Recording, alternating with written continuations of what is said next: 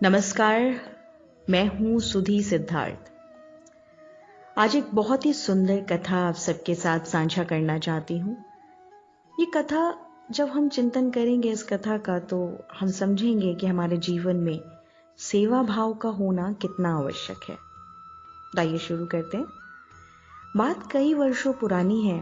एक ब्राह्मण, एक पंडित जी सेवक हुआ करते थे प्रभु श्रीनाथ जी के। उनके जीवन में निरंतर एक ही सेवा थी। वो श्रृंगार के समय मंदिर में जाते और प्रभु के चरणों में एक सुंदर सा पुष्प निवेदन किया करते थे रोज। बस इतनी ही सेवा थी उनके जीवन में। तो एक बार हुआ यूं कि ब्राह्मण देव पुष्प लेने के लिए निकले। एक बहुत ही सुंदर पुष्प उन्होंने देखा, बहुत ही सुंदर खिला हुआ, और जैसे ही मोल लगाने के लिए आगे बढ़े वहां पर एक सेठ जी आ गए। सेठ जी ने कहा कि भैया, ये फूल तो हम अपनी सेठानी के लिए खरीदेंगे। अब ब्राह्मण देव जी ने बड़ी ही विनम्रता से सेठ जी से कहा कि महाराज, ये पुष्प तो हम मन ही मन अपनी ठाकुर जी के चरणों में अर्पण कर चुके हैं, और सिंह का भाग कभी गीदड़ नहीं ले जाता। अब ये पुष्प ठाकुर जी के चरणों में ही समर्पित किया जाएगा। अब सेठ जी अपनी हट पर अड़ गए। सेठ जी ने 10 गुना मोल दे दिया। ब्राह्मण जी भी पीछे नहीं हटे, उन्होंने भी 20 गुना मोल दे दिया, और इसी मोल भाव करते करते बात 1000 रुपए तक पहुंच गई।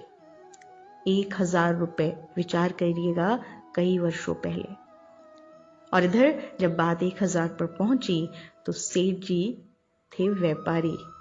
तो व्यापारी क्या, व्यापारी तो हमेशा लाभ और हानि के बारे में सोचता है, और ब्राह्मण देव ठहरे प्रेमी, भक्त, और प्रेमी के हृदय में क्या भाव चल रहे हैं तो प्रेमी ही जाने। बस इतना जरूर कह सकते हैं कि जब भी आप प्रेम की बात कहें तो एक बात मुझे एकदम से याद आई कि गुलाम फरीद जब नैन लगे फिर क्या गोरी क्या काली। तो ब्राह्मण देव ने कहा कि भाई, ये पुष्प तो अब हम ही खरीदेंगे। अब सेठ जी के मन में जब हानि लाभ का विचार चल रहा था तो सेठ जी ने ये कहा कि 1000 रुपए में तुम्हें अगर अपनी सेठानी के लिए कुछ गहने, कुछ वस्त्र खरीदूंगा तो जिंदगी भर मेरा गुणगान करेगी। ये पुष्प ले जाऊंगा तो रास्ते में ही मुरझा जाएगा। तो उन्होंने ये विचार करके पंडित जी से कहा, हाँ हाँ, आप तो बार बार कह रहे हैं आप ही खरीदेंगे, तो जाइए आप ही ले लीजिए। उन ब्राह्मण देव ने अपना सर्वस्व निछावर करके वो पुष्प आखिर खरीद ही लिया। लेकिन मोल भाव करने में अब दोपहर हो गई थी। मंदिर पहुंचे तो राजभोग हो चुका था।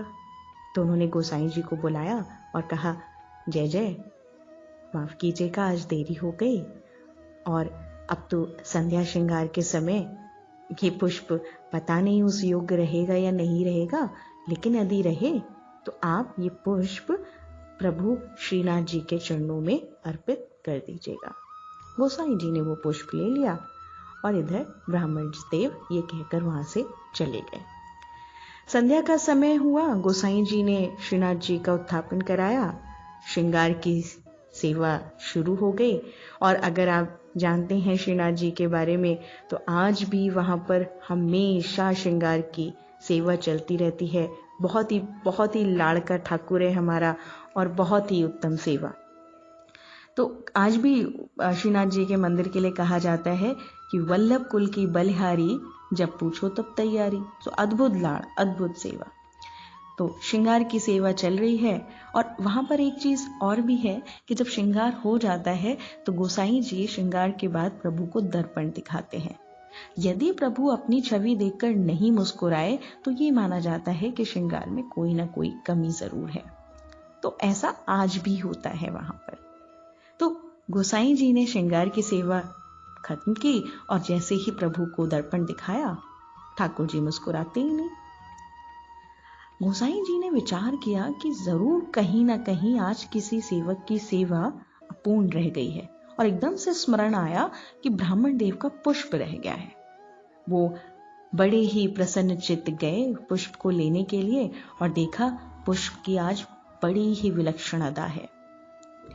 एक मधुर सुहास सुहासित कर रही है प्रभु के निज मंदिर को, बहुत ही खुश हुए गोसाई जी, पुष्प को हाथों में उठाया और ज्यों ही वो श्रीनाथ जी के चरणों में उसको अर्पण करने के लिए अपना हाथ आगे बढ़ा ही रहे थे कि वहीं श्रीनाथ जी ने कहा, बाबा आज इस पुष्प की जगह मेरे चरण नहीं, मेरा मस्तक है। और ये कहकर प्रभु ने अपना मुकुट नीचे झुका दिया।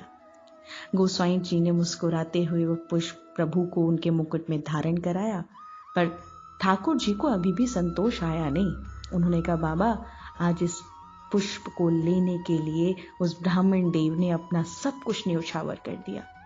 बाबा जाओ और उस ब्राह्मण से कहो कि आज उसका सर्वस्व मैंने स्वीकार कर लिया, तो आज से उसका सर्वस्व मेरा और मेरा सर्वस्व उसका। तो देखा आपने, सेवा भाव, प्रेम भाव जब जीवन में आता है तो जीवन में कुछ और पाने की इच्छा नहीं रह जाती। इसीलिए रसिक संत कहते हैं कि भगवत रसिक संत की बातें, रसिक बिना कोई जाने ना।